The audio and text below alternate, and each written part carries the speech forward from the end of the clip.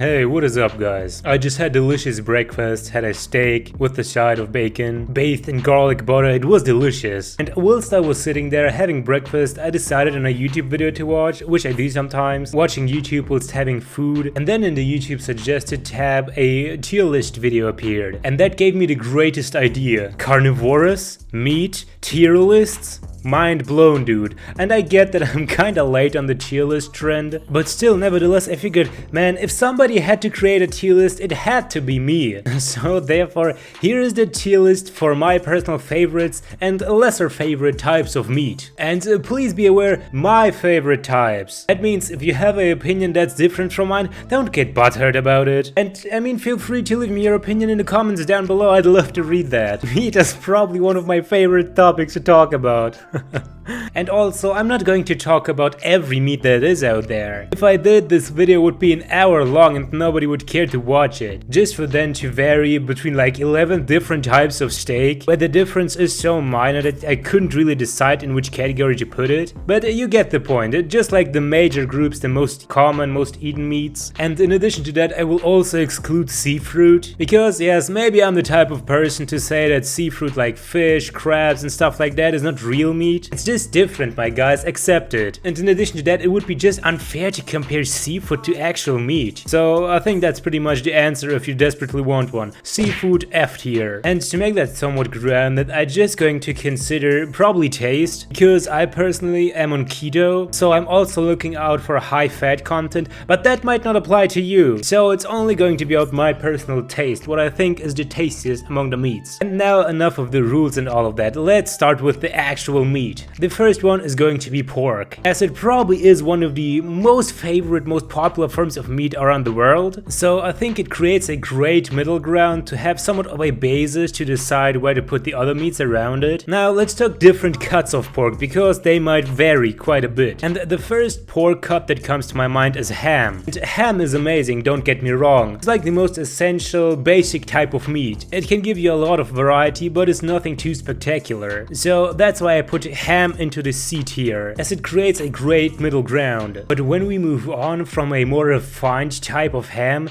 we get to bacon. Bacon. Just saying the word bacon, I can already hear the sizzling beauty of bacon in a pan. It's just so beautiful in the way it's created. No matter if you like a more juicy or maybe a bit more crispy bacon, it's just amazing with its salty, meaty taste. This is why bacon is going straight to the A tier. And is somewhat similar to bacon, yet completely different, is prosciutto, which is basically bacon's exotic Italian brother or something. But unlike bacon, prosciutto is raw, it's cured ham made from pork leg. But the thing with prosciutto is that it's usually expensive and it's not as tasty as a standalone compared to bacon. Don't get me wrong, it's way easier to combine prosciutto with, for example, fruit or also cheese and red wine. But for real, dude, nobody cares about cheese and nobody cares about fruit. We're talking meat, my boys. This is why, in my opinion, prosciutto is just slightly below the bacon in the tier. Not entirely a B tier, but yet not good enough to be a tier as well. So something in between A and B. Okay, and aside from ham, bacon and prosciutto, we also have stuff like salami. And salami is just a thing,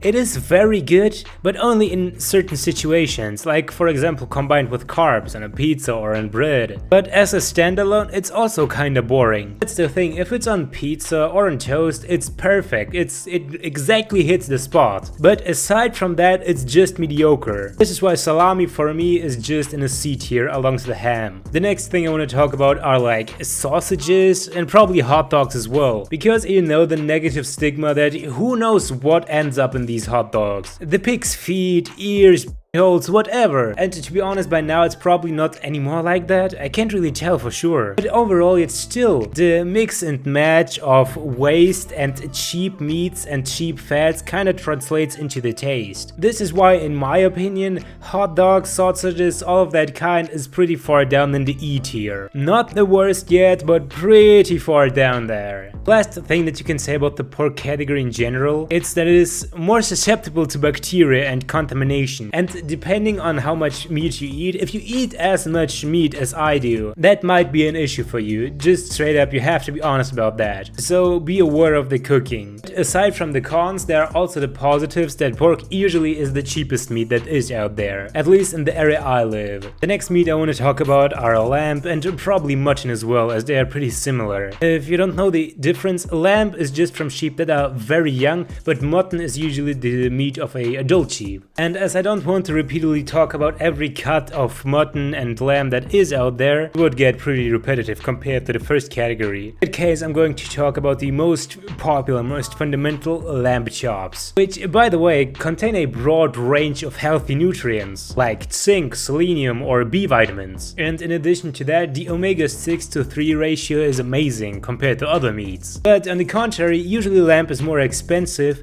and it's way harder to prepare lamb. Don't get me wrong, I'm not the type of meat snob that I wouldn't eat a lamb shank. No, it's okay, man. If I go to a restaurant and ask for a rare steak, they only manage to create a medium rare to medium steak. That's not a problem, it's okay, dude. I'm not a snob, like I said. But with lamb it's kinda different, because the taste difference between a poorly cooked and a well-made lamb shank is so different. That's why I just personally lack the skill to create a lamb shank, and I don't expect others to nail that. I don't got the money to visit Gordon Ramsay type restaurants, so that's why I usually stay away from lamb. So sadly, that's why lamb gets down to the D tier. Chicken, yes. Probably alongside with beef and pork, chicken is one of the biggest consumed meat categories. Yet it's kinda different because it's poultry, not the usual meat. But still, it's very cheap and affordable compared to other meats. In addition to that, chicken has lower fat, which might play a role, not for me. When for me it's the exact opposite, but like I said, I won't count that against the chicken. An additional aspect is that if you create stock or broth out of meat, chicken probably creates the best result. It's just the tastiest broth. And in addition to that, the nutrients in a chicken are higher than usually. This is why you see chicken so often in like fitness inspired meal plans. But of course, in contrast to that, there's always the bacteria danger like salmonella in rare chicken. This is why strict hygiene when handling chicken is absolutely necessary. When it comes to the sheer taste aspect, I think chicken is okay, but not overwhelming. The taste is just kinda lacking, which might be to the low fat, granted. Yet still, it's just not overwhelming, at least for me. And also, due to it always having to be cooked entirely through, usually chicken ends up kinda dry. And even if it's well prepared, just in my opinion, it kinda is dry. Yet again, probably just to the lack of fat. This is why the chicken, at least in my opinion, ends up only in the D tier. However, talking about poultry, better tasting and with better nutritional value, higher in protein, are duck and turkey. Yes, still with the exact same benefits as the chicken, but the taste is just way much better. And in addition to that, there's just that seasonal benefit that is adding to the taste. You can't argue with me on that one. So for that, turkey and duck both go into the B tier. Now that we get those out of the way, next comes the rabbit, which also is pretty high in, for example, vitamin B12 or selenium for that matter. But on the other hand, it's kinda low in protein compared to the other meats, and often lower in fat, which is kinda non-beneficial for the taste of it. There also comes the concern, well, at least talking only about wild rabbits, that they might be infected with bacteria, so that's why they can't be undercooked. So that's why I think C tier is appropriate for the rabbit. Okay, the next one I'm really hyped for, it's the big one, beef. Steak especially. Let's start off with the ribeye, which is one of my personal favorites. It's so well balanced. With the amount of fat that's in there, it ends up tasty and juicy. And if prepared well, it's also very tender. No question, straight up A tier. Another of the favorites, the T-bone steak, which is kinda unique in the way it is prepared, because as it is still on the bone, it is really hard to put the steak off when cooking, because the bone interferes with the cooking process. For example, if people like their steak well done, which I usually don't do, but sometimes I enjoy it as well. Well done steak, usually when it's done around the bone, it's already pretty dry at the edge of the steak. That's why usually only a very skilled chef can pull off cooking this steak right. For that sake, I'm going to push it down into B tier. The next two I'm going to count as one because for me, they are on the same tier, for also the exact same reason pretty much. New York strip and filet mignon. Just for the way those two are marbled with fat, and in addition to that they have such a flexible flavor. Depending on the spice palette that you use, you can achieve a pretty different taste on the exact same cut of steak. Like, that isn't good enough, the meat is so tender, it's amazing. So yes, filet mignon and New York strip, both S tier. Tender, flavorful, just perfectly marbled with the right amount of fat. It's pretty much perfect. So filet mignon and New York strip, S tier, both. And both of them are types of meat I absolutely love. These are pretty much the major meat groups, and I get that there are meats missing. There's a variety of why meats are missing. For example, bison. I could put bison on the list, but I have never tried bison, so that's why I can't have my own opinion on that. It wouldn't make sense. And also, I haven't talked about all meats like goose, for example, which is, in my opinion, somewhat similar to duck and turkey. That's why I haven't mentioned it in specific, but I mean, you can guess probably where I would put that. And aside from the meats that are redundant to talk about again and the meats I haven't tried myself, there are also some meats where I'm just not sure where to put them, because I don't know if I'm the right person to really judge that,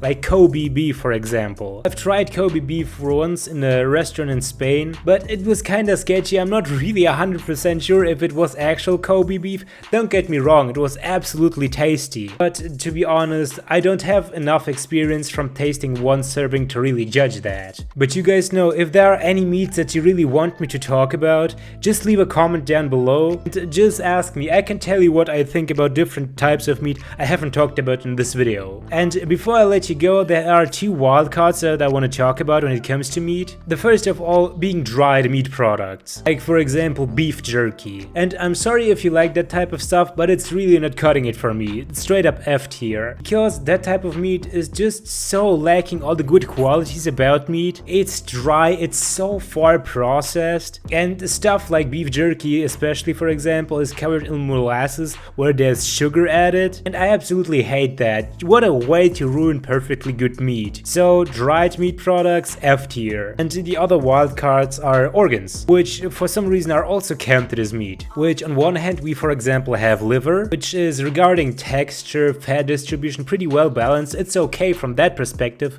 but I just hate the taste of it. I can't even tell you what in specific, just it's really repulsing for me to have that taste in my mouth. So liver for me F tier as well. But on the other hand, regarding organs, hearts for example, chicken hearts, for example, fried in a pan with a bit of butter, absolutely delicious. I mean, of course the quality is kind of varying, especially when it comes to fat distribution. It's also varying depending on the quality, but still I love the taste. The texture is also very great, and in addition to that, it's usually not too expensive. So hearts, chicken hearts in that case, A tier for me. So I think with all of that being said, I think I've covered the majority of it. Well, this is pretty much just improv. In case I missed something, like I said, just ask me in the comments. I'll be there to answer all your questions regarding meat.